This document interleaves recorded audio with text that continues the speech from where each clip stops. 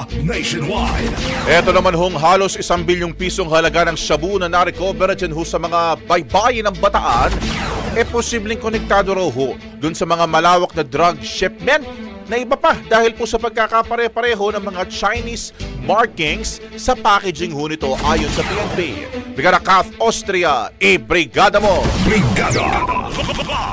Posibleng konektado sa malawak na drug shipment ang na-recover na 802 million pesos na halaga ng shabu sa baybayin ng Barangay Sisiman, Mariveles, Bataan nitong August 14.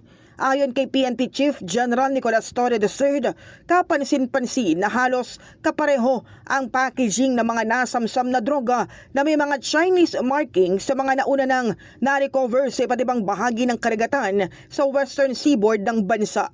Sinabi pa ni Torre na hindi naging matagumpay ang landing o pagdadalhan ng kontrabando dahil sa maigpit na patrolya ng mga otoridad sa dagat at maging sa lupa.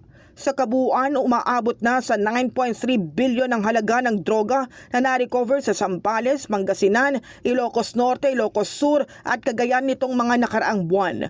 Patuloy ang investigasyon ng PNP upang matukoy ang pinagmulan ng droga at ang mga sindikatong nasa likod nito.